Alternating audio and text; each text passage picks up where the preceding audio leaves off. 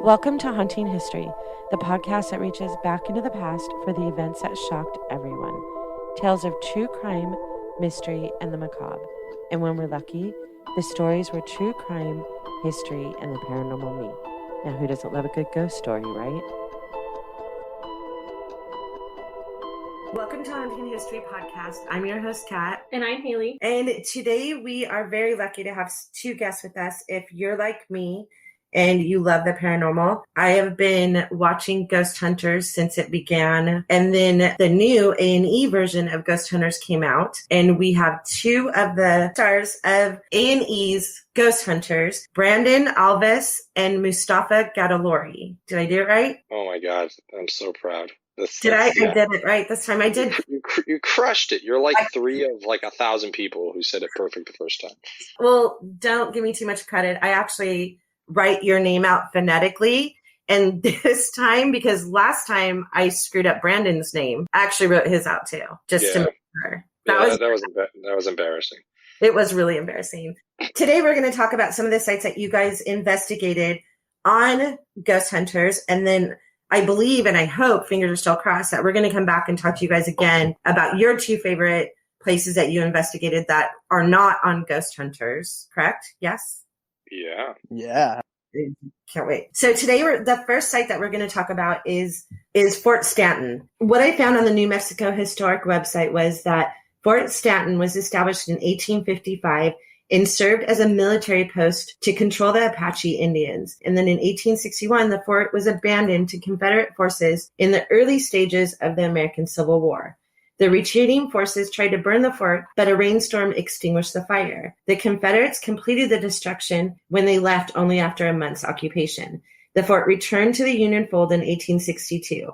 After the closure as an army post, the post served as a merchant marine tuberculosis hospital, a World War II interning camp, a training school for the mentally disabled, and most recently as a low-security women's prison, and hosted several juvenile drug and alcohol rehabilitation programs. It is currently a state monument and museum visited by tens of thousands of tourists each year. Now, you guys were there when? What year was that? 2019. It was towards the end of... Yep. Yeah. 2020, it was 2019, I believe. It's all kind of a blur now. It was the end of 2019, towards the end. We've talked about this. Everything now you have to reference as pre-pandemic or post-pandemic or mid-pandemic. Mid-pandemic, yeah. It was a mid-pandemic burger. I had a really good mid-pandemic burger once. It was really refreshing.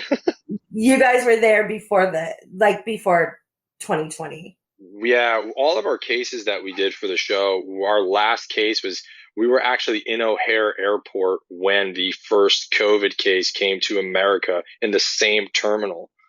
Like we had all the alerts on our phone, and it was just like we probably brought it to Alaska.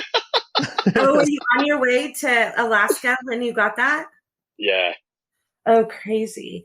Now, when you went to Fort Stanton, it's out in the middle of like the boondocks, right? Like there's nothing nearby. Yeah, not at all. I mean, it's such a massive place that it has its own zip code, which is really interesting, but there is nothing out there. I mean, you know, in season 2, we did a lot of locations that are isolated, and that place is definitely isolated. I mean, you are driving for miles and miles in the middle of nowhere, and then all of a sudden you come up on this foreboding-looking compound, this, you know, former military fort, and it's a sight to see, that's for sure. But it's definitely such a massive place. I read that they have their own working post office. Like it's still an active post office. Yeah, I mean, just to piggyback off of what Brandon was saying real quick, and I think it's something that like our production team didn't get enough credit for, was the fact that they took a huge risk in season 2 in picking a bunch of never really before, and for the most part, never before investigated locations that are in the middle of nowhere, that it's like kind of hard to really verify a lot of the paranormal claims. Like we vetted everything as best as we could with the individuals who set it out, but like we didn't know how that was going to pan out.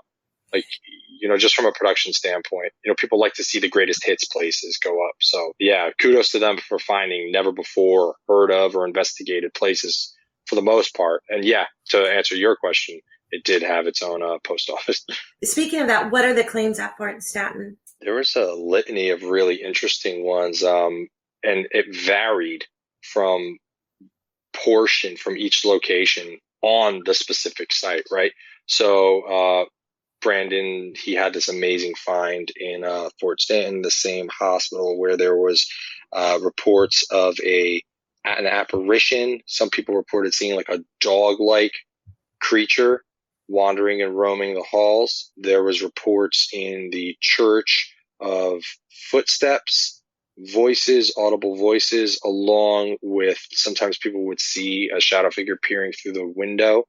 And then what was the ones for the nurses building? Forgot. They would hear the voices of children in there at times. They would have items moving on their own, which is really interesting. But you got to think, with Fort Stanton, what makes that place such a interesting location from a paranormal standpoint is there's so many layers of history at this location. I mean, it's like peeling back layers of an onion. You have this amazing Native American history there, the Apache Wars, the first federal tuberculosis hospital, and you have these really amazing people that work there that are very level-headed people that work for the New Mexico State Park System. They maintain these locations, and some of which these people live there. And when we talked to them, their stories were very compelling in the sense that they were very credible people, and what they were experiencing was genuinely scary to them and terrifying. And so, I mean, the first time we walked into that, that tuberculosis hospital was a pretty intense moment because Kenny, one of the people that works for the state park system and lives on the property, was so adamant about his experiences and what he's seen so many times that it really stepped up the investigation to a level I think we really hadn't dealt with. And the evidence that you collected, was that watching the TV show, you reacted almost right away at the beginning of, I'm sure, the much edited version to something on the other side of the window. That was inside the tuberculosis hospital? Yes. Yeah. And that was actually a location that not only Kenny, but I mean, many people over time have had experiences in this hospital. I think even a troop of Boy Scouts had a really intense, confrontation there almost, where they were so terrified. Some of them were screaming and running, where they heard what sounded like paws of an animal or something that was scratching at a door and almost chasing them out of the building. And what's interesting about that tuberculosis hospital is not a lot of people have access to it. So very few people get into the building, but from the outside, visitors that go to Fort Stanton do see people through the windows. And when Brian and I were in there, we set up the EMCCD camera, which was, really one of the first times we used this device, this very sensitive piece of equipment. And all of a sudden, I think it was about 45 minutes probably into the session, we see this huge light just engulf the entire lobby of the hospital. And all of a sudden, that light kind of shows up, and then you see it form into what looks like a person and walking past those windows into the lobby, and it completely disappears. And that's really what set off a series of events that really was one of the biggest breakthroughs in the paranormal field, and something that really was a huge jump forward in the scientific principle of this genre and of this field. And it was a moment that really, goes down in history. What was that piece of equipment? The view that we had of the view you had was insane. Like, it was the clearest thing, and it's pitch black in there, right? Absolutely. I mean, it was complete darkness. It was, you could hardly see your hand in front of your face. But that piece of equipment's a EMCCD camera, and that's an electron multiplying camera that is typically used by the digital imaging scientific community to record single photon events. And what photon events are light events that are typically not seen by the human eye.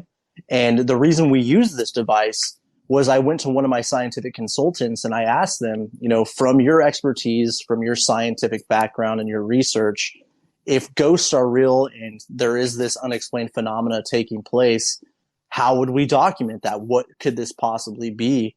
And that's when the theory of photon events were thrown out at us. And we were provided this amazing camera, and we utilized it in a place with a very credible eyewitness, a place with amazing history, and it paid off in a very big way. And that wasn't the only thing that you caught in that same hallway. No, that was actually the first thing that happened. And again, it set off this series of events that, I mean, it's incredible to this date, even to think about it. Once that happens, I told Brian what I saw on the monitor, because he walked about halfway down the hallway to grab one of the wheelchairs to put out into the hallway as a trigger object, or possibly just to show, the camera working in that capacity, just to see it's not just a hallway. You can see all the other objects. And we're really kind of geeking out on the fact that you can see what looks like broad daylight in pitch black. It really did. Yeah. And as soon as he did that, and I alerted him to that, and we saw this image on the monitor, him and the cameraman, which were the only people in the building, exited the building to see if it was possibly someone else shining a flashlight into the building, someone else maybe with their infrared light shining into the building. One, there was no one out there. We walkied out to the rest of the production crew and the team, and no one was in that vicinity. And we were trying to disprove that footage at that moment. And I was standing in that hospital completely by myself. There was no one else in that building with me. And first and foremost, I can say, from, a standpoint of being in an empty building and not really letting the history influence you, I definitely felt like there was other people in that building with me. So directly in front of me is that hallway. Directly to my right is another stairwell that leads up to the upper portions of the hospital. And to my left, there was nothing there. It was just a wall. But directly in front of me, I could definitely sense or feel like there was someone in that hallway in one of those rooms. And directly to my right in that stairwell, I felt like there was someone there as well. All of a sudden, a full-blown figure leans out and peeks out of one of the rooms in that hallway on the right-hand side. And I wasn't looking at the monitor at that moment because I was kind of on high alert. I was looking around, my head was on a swivel, things were getting tense, and I did not see this happen in real time. Oh, you didn't? No. Only thing I saw in real time was that initial big burst of light and what looked like a figure walked through the lobby. So when this huge breakthrough and this tremendous find that we captured happened, I didn't see it on the monitor. But I definitely felt like I was being watched, and luckily enough, this amazing piece of equipment documented that and actually provided some amazing data and a huge breakthrough, but also correlated with my experience. So once we got back to our base camp and we took that SD card from the device and we put it into the computer, we saw that, and instantly we knew we had something that's really never been documented, one, in the paranormal field, but two, from a very scientific principle. Explain to me what that means, the photon. I know that you tried to explain what the equipment was, but what is it? Is it able to capture things that we can't see with our eyes? Like, what is it? Or is it just capturing lights? Correct. We're capturing things we can't see with our own naked eye. There are certain people out there that do have extra proteins in their eye that allow them to see photon events like that. But so single photon events and photon events in general are not seen by the human eye, typically. But this camera allows us to see this form of light that we typically cannot see. So again, this is a theory that was brought up to me by a scientific consultant of ours, and we wanted to test the theory. Is it possible that entities, ghosts, whatever you want to call them, are manifesting themselves via photon events? And that was really that moment that really set a huge precedence for this field and really pushed the scientific method forward for us, and really was the basis for our book. Okay, then I have a question, and I know that you are scientifically based, and I'm not trying to not give that all the credence, because I love that you guys are not bringing mediums in and all that other things. But when you mentioned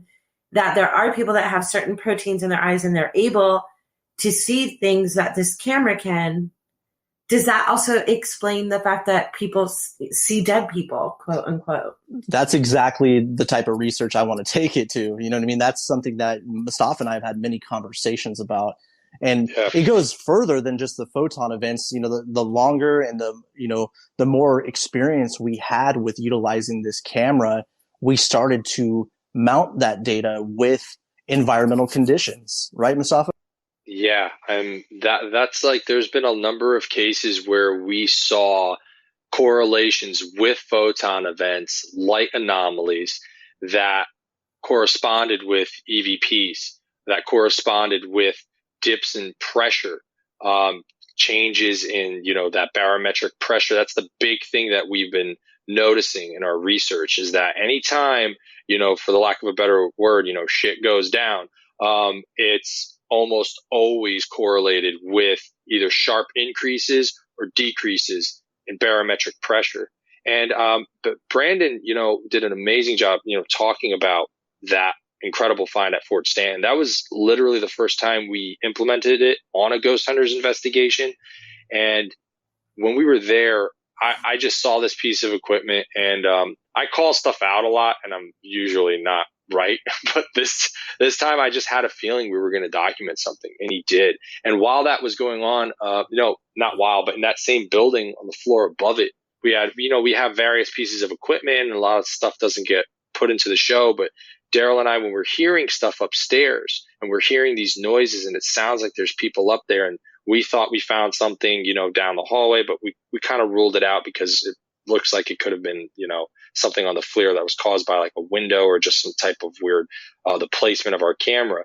But while we were freaking out over stuff we were hearing in the hallway, in another room, which was directly above where Brandon had captured this amazing find, we had an EDI for an hour and 30 minutes. Nothing was going on with it. But while we started hearing all of these footsteps in the same exact area directly above where Brandon had this capture, our EDI was registering tons of just pressure drops for about a minute and like 12 seconds, and then it stopped. So you're basically saying all these things happen together. Like you have all these different pieces of equipment, and you've determined that this happens when this happens, when this happens leads to this. Well, it's not. It's like determined, but documented. It's all documented. To reference the Alaska case. I won't go into that too much, but we documented multiple things happening at the same time. Galena, we documented drops in pressure at the same time, right before there was a light anomaly that looked like a shimmer storm that occurred. So I think another thing I think that's worth mentioning about the Fort Stanton footage is that, edited on TV, they kind of darkened the light anomaly a little bit, and they cut the phenomenon a little short. It was longer and more vibrant than what was presented on the electron multiplying camera.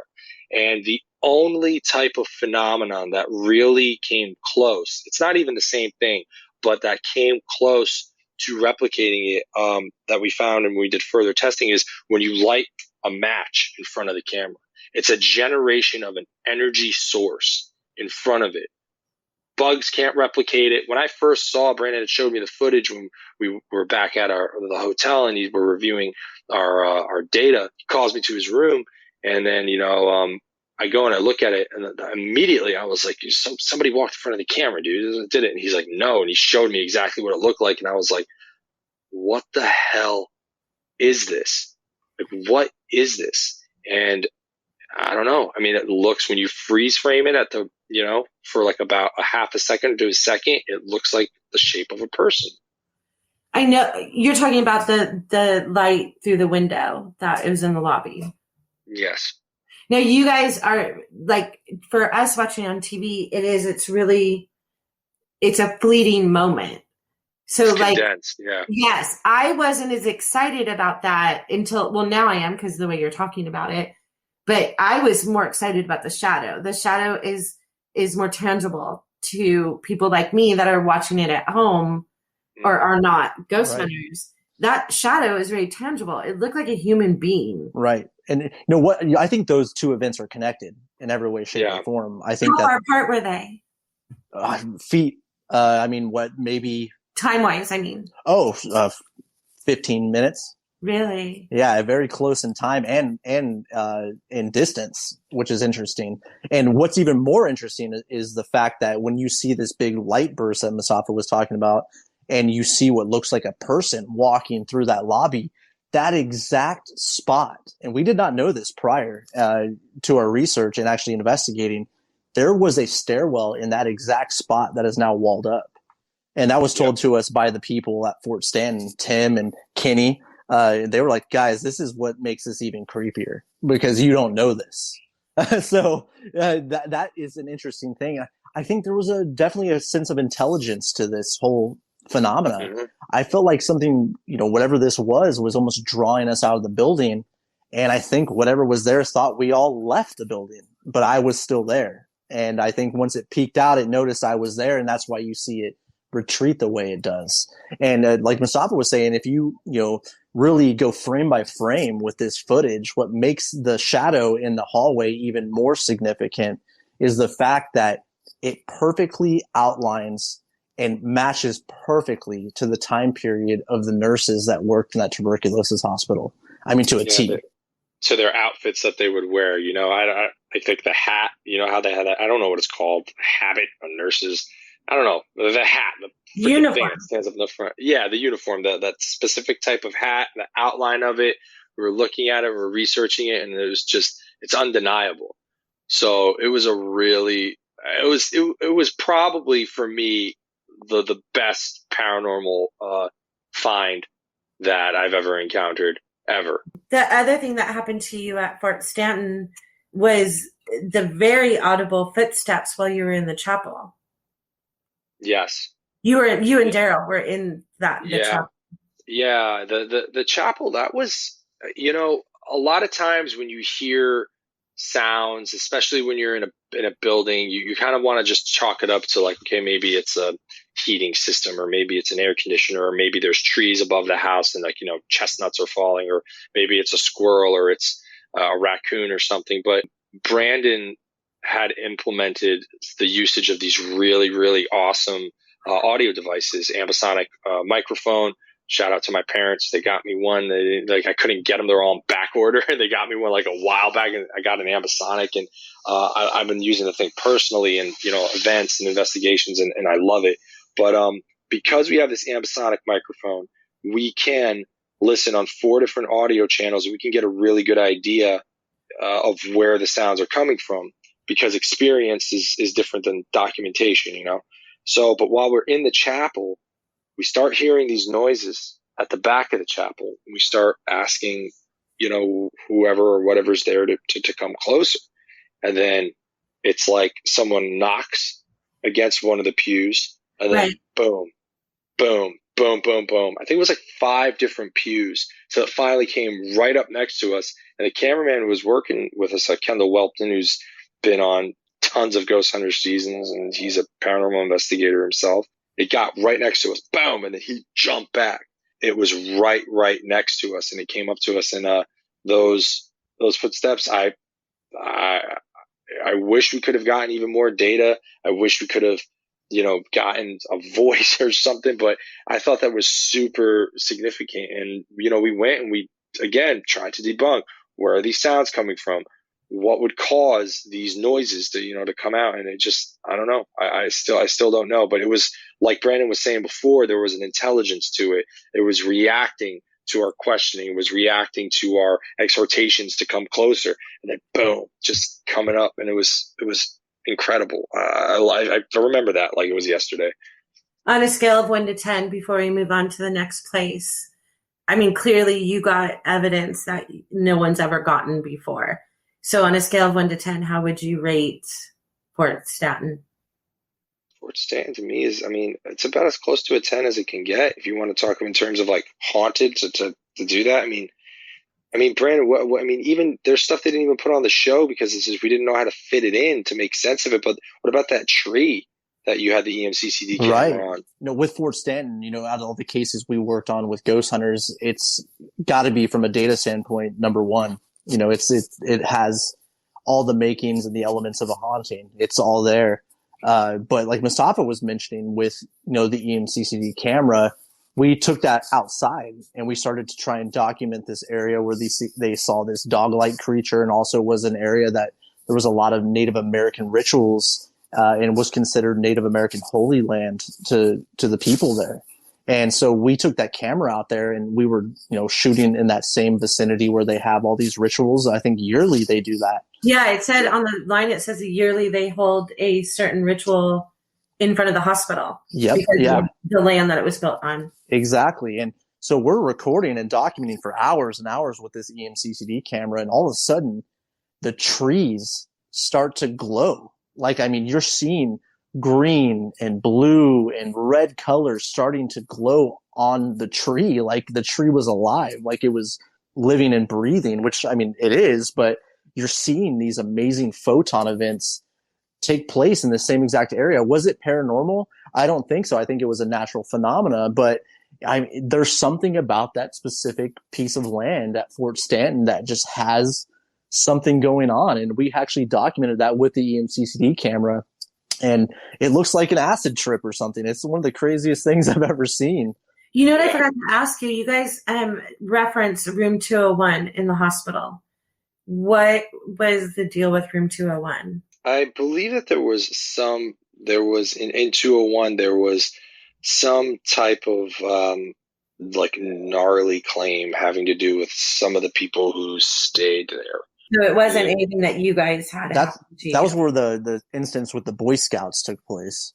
So it wasn't anything that happened to you guys? No, it was based off of the reports and the claims. So when Kenny had that Boy Scout troop there, that was the room where they had this tremendous experience, and they had this, unseen force basically chase them out of the building. And again, some of these kids were so terrified. They were, crying their eyes out, which is very sad and very scary. But it's a very interesting place. I mean, again, this is the first federal tuberculosis hospital in the United States of America. And we've done a lot of tuberculosis facilities in the past. I mean, Waverly and all these other places. But this one is almost, I'd say, kind of the crown jewel when it comes to that type. What happened to your evidence after the show is over? All the stuff that you caught, does it belong to the TV show? Does it belong to you? Well, it's part of the TV show, but that raw data is still in our archives and in our case logs. We still have that raw data. And so people access that? Yeah, I have it. I have it all. Yeah, because I again, yes, Ghost Hunters is a TV show, but this research is real. And that's one thing to me. I mean, all that information and data ran through me, and I have all that data saved because that data needs to be looked at. It has to be further analyzed. It's still an open case. You know what I mean? We don't know what photon events and pressure changes have to do with each other at this point in time. And when it comes to scientific principle and it comes to furthering the science of the paranormal, we have to constantly look at these patterns and this data and try and test new theories and see if we can. Would you have to go back there to replicate it? No, that's the beauty of this, is the fact that we have to go to, reportedly haunted locations, and we have to test these theories and collect further data to really have a database and to have an archive to say, hey, look, this is factual data. This is empirical evidence. There's something pertaining to the phenomena. What this is, we have to look into it further, and we have to go to third parties. We have to talk to various professionals from technical industries to help us understand, is this a natural phenomena? Is this something we can't explain? But one thing we can say is that these locations where countless numbers of people are having these experiences of what they believe to be a haunting, we have a pattern here. So Fort Stanton, definitely haunted. I'd say so. Yeah, me too. It's a beautiful location. So, I mean, can you confirm, is there really only 2 people that live there? Yeah. Yeah, absolutely. Yeah, at the time of when we were filming, and I think even now, because we've been trying to get back there, and we've been invited by Tim to go back there on a few occasions, but because it's a government-owned property, they're very, very strict with COVID protocols, and right. They're constantly opening and closing, which is, it's had some pretty disastrous effects on the sustainability of it as a compound, as a location. So it's unfortunate because the little tourism that they had to go there and people come and visit, that's all jeopardized. Right. So hopefully we can get more people out there once it opens up. But yeah, and that's actually interesting. I would love to be the first person to get back in there after it opens up too, because hey, it was empty for a really long time with minimal human interaction before. And living human. Get back there again. Yeah, living human interaction. And then, but now hopefully it will go back, and I don't know. We'll see what further data we can gather.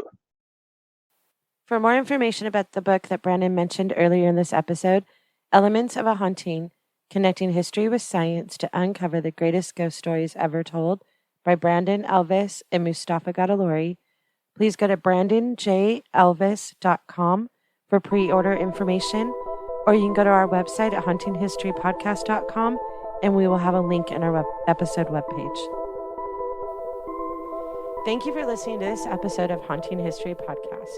We love hearing from you, so be sure to like, follow, and comment on Facebook, Instagram, and Twitter at Haunting History Podcast. And don't forget to subscribe, rate, and review wherever you listen to all your favorites. Visit our website at hauntinghistorypodcast.com for more information on each episode, links to our Patreon page, and all of our social media platforms. Until next time, I'm Kat. I'm Haley. Remember, the living are far scarier than any ghost.